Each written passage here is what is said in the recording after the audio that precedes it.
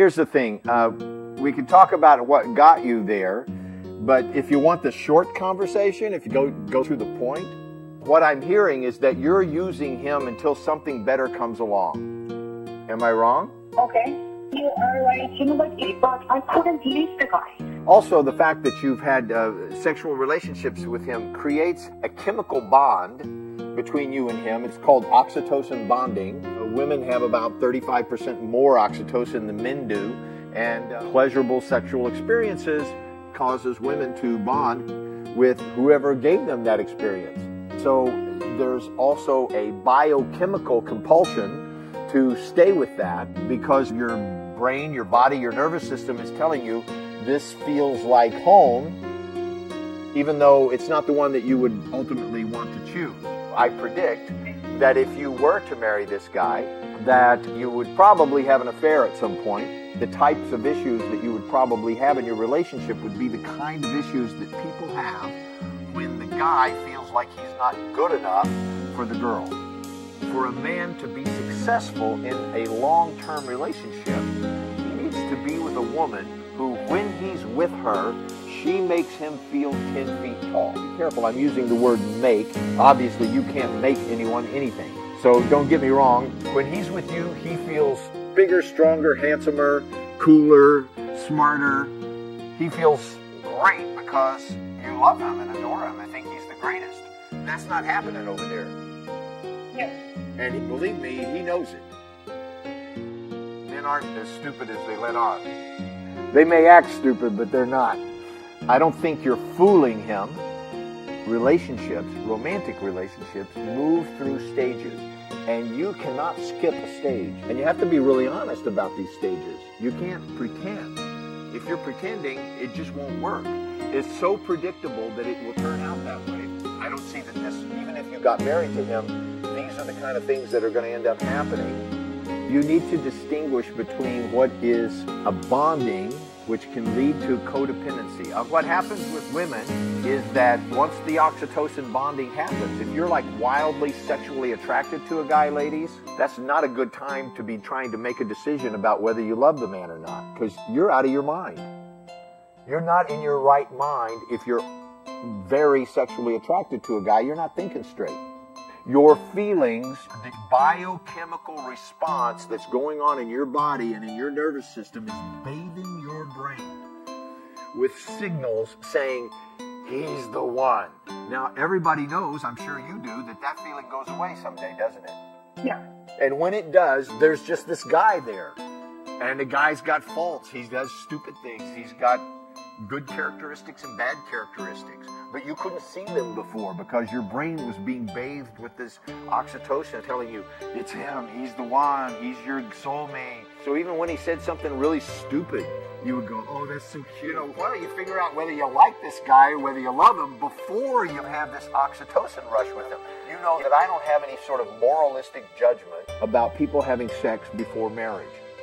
The only reason I recommend that you don't have sex is simply because it makes you crazy. You can't figure out whether you like somebody or whether they're a good person or not. As soon as you start having sex, and if it's good sex, it colors everything else. Your logic goes out the window.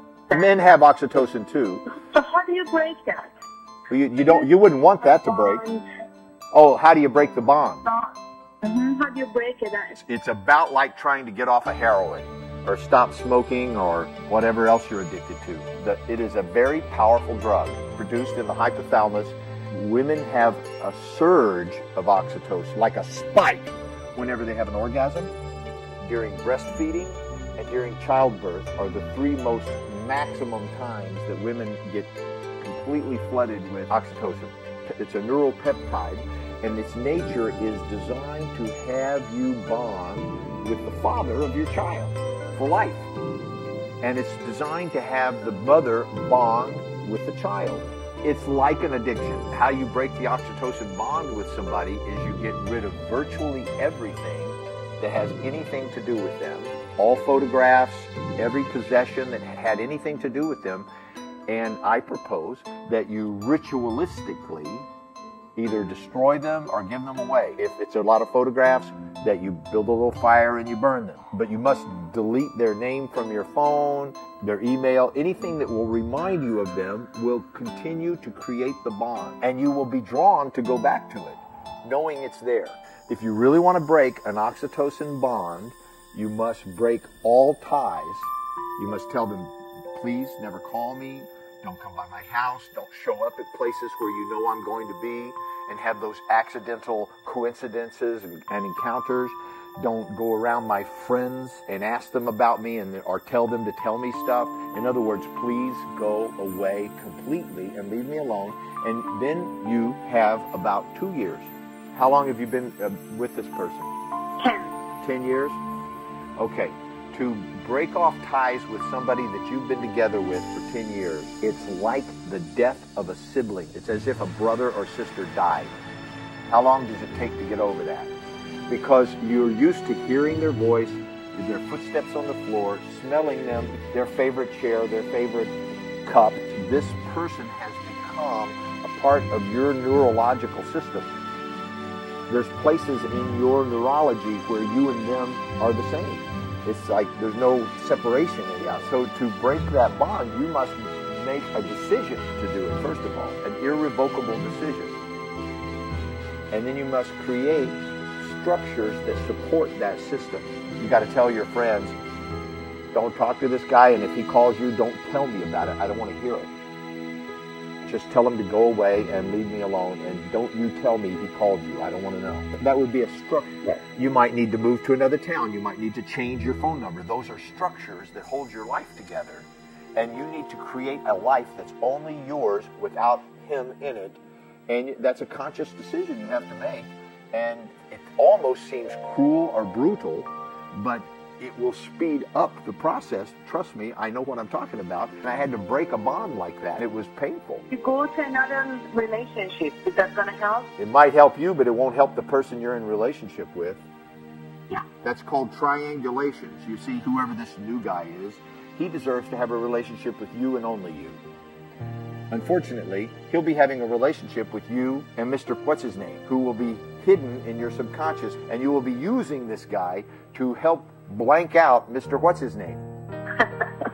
So it might work for you, but it won't work for him.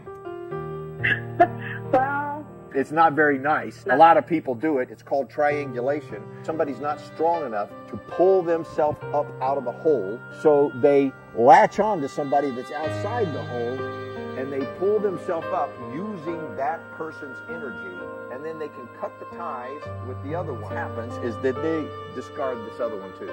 I feel better now. Would you give time between this? If you break up and do all this thing, how long is it, I'd give yourself at least a year. 10-year relationship, a year, year and a half. I'm not saying don't have any relationships, but don't go get strongly bonded to somebody else, because then you're just changing heroin for morphine. You're exhibiting addictive, codependent behavior, so you aren't getting well.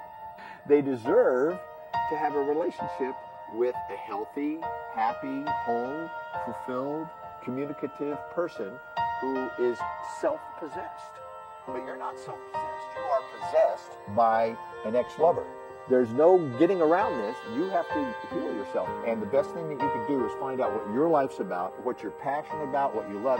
So you see, if your life is about some guy, then you don't even have a life that's worth living. And no guy will really value a woman whose life is all about him. That's exactly what is happening. Yeah, if your life's all about this guy, the new guy, he's not going to value you. Because you know why? You don't value yourself. Your value as a woman is to love yourself, to care for yourself, to nurture yourself, to respect yourself, to honor yourself, because you cannot expect somebody else to do all that if you can't do it for yourself. You can't give what you don't have, and you can't receive what you don't need.